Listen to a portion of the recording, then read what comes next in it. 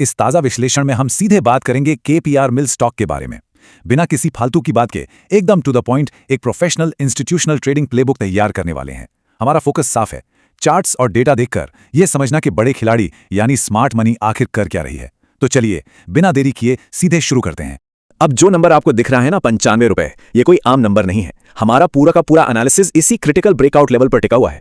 ये इस बात का पक्का कंफर्मेशन है कि स्टॉक अब एक्यूमुलेशन यानी जमा होने के दौर से बाहर निकलकर सीधे मार्कअप फेज में छलांग लगा चुका है। मतलब गेम अब पूरी तरह से पलट गया है।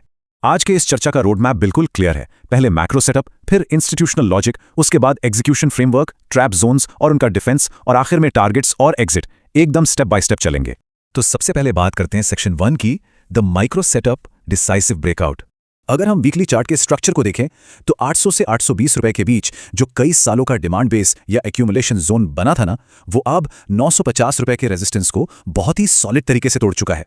देखिए, ये कोई रूटीन ब्रेकआउट नहीं है, ये एक थकाऊ रेंज से एक क्लियर ट्रेंड में शिफ्ट होने का बहुत बड़ा सिग्नल है।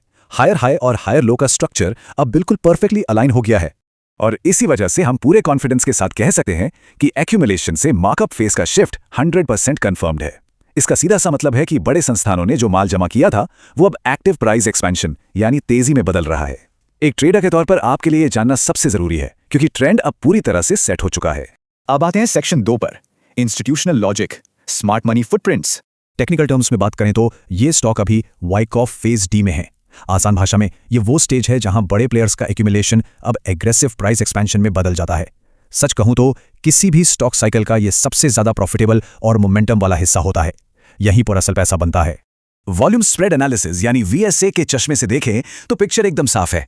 आप नोटिस करेंगे कि जब स्टॉक नीचे आता है तो वॉल्यूम बिल्कुल गायब सा हो जाता है, लेकिन ऊपर जाते समय वॉल्यूम में जबरदस्त उछाल आता है। यह साफ दिखाता है कि सप्लाई पूरी तरह से एब्जॉर्ब हो चुकी है और डिमांड बहुत ही एग्रेसिव है। सिग्नल एकदम लाउड एंड क्लियर है। स्ट्रॉन्ग हैंड्स यानी बड़े खिलाड़ी पूरी तरह से कंट्रोल में हैं। अब जरा 1 घंटे के टाइम फ्रेम पर नजर डालिए। ब्रेकआउट के बाद का ये टाइट कंसोलिडेशन देखिए। यहां कोई भी एग्रेसिव सेलिंग या डिस्ट्रीब्यूशन दूर दूर तक नजर नहीं आ रहा है। स्मार्ट मनी इस लेवल को बहुत ही मजबूती से पकड़ कर बैठी है।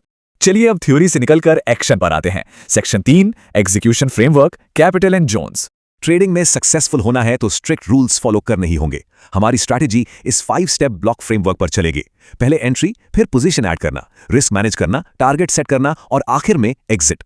ये ऐसे रूल्स हैं जिन्हें हमें बिना किसी अपवाद के फॉलो करना है। रिस्क मैनेजमेंट बहुत क्रूशियल है। कैपिटल एलोकेशन रूल के हिसाब से आपके टोटल पोर्टफोलियो का सिर्फ 6 से 8% हिस्सा ही इस ट्रेड में जाना चाहिए, और इसे भी हम टुकड़ों में बांटेंगे। 60% कैपिटल पुल बैक पर, 30% मोमेंटम कंफर्म होने पर और 10% रिजर्व रखेंगे। इससे आपका रिस्क बहुत ही शानदार तरीके से बैलेंस हो जाता है। अब आते हैं मेन बात पर, यानी एंट्री कहां करनी है। प्राइमरी एंट्री के लिए 930 से 945 रुपए का पुलबैक जोन सबसे बेस्ट है, क्योंकि यहां आपको सबसे बेहतरीन रिस्क रिवॉर्ड रेशियो मिलता है। और अगर स्टॉक 960 रुपए के ऊपर सस्टेन कर जाता है तो हम एक छोटी सेकेंडरी एंट्री ले सकते हैं, जिसे हम मोमेंटम एंट्री कहते हैं। अब बात करते हैं सबसे अहम हिस्से की, section 4, trap zones and defence, protecting capital. ध्यान दीजिए, 970 से 1000 रुपए का जो ये एरिया है, ये एक बहुत बड़ा साइकोलॉजिकल रेजिस्टेंस और ट्रैप जोन है।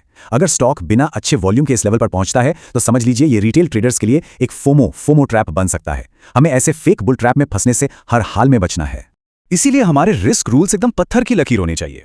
अगर स्टॉक 950 रुपए के नीचे क्लोजिंग दे देता है तो हम इसे एक फेक ब्रेकआउट मानेंगे, और अगर ये 930 रुपए के नीचे खिसकता है तो इसका साफ मतलब है कि ट्रेंड कमजोर हो रहा है। ये रूल्स इसीलिए हैं ताकि हम अपने इमोशंस को बाहर रख सकें और अपनी कैपिटल को बचा सकें। अब आखिरी पड़ाव पर चलते हैं, section 5, targets and exit, institutional projections. अगर हम स्टेप बाय स्टेप टारगेट्स को मैप करें तो 800 से 950 रुपए के बेस ब्रेकआउट को देखते हुए करीब 150 रुपए के रेंज एक्सपेंशन का लॉजिक बिल्कुल सेट बैठता है। हमारा पहला टारगेट होगा 1000 रुपए का साइकोलॉजिकल लेवल। दूसरा, जो कि एक रियलिस्टिक इंस्टीट्यूशनल एग्जिट जोन है, वो 1040 से 1060 रुपए के बीच है।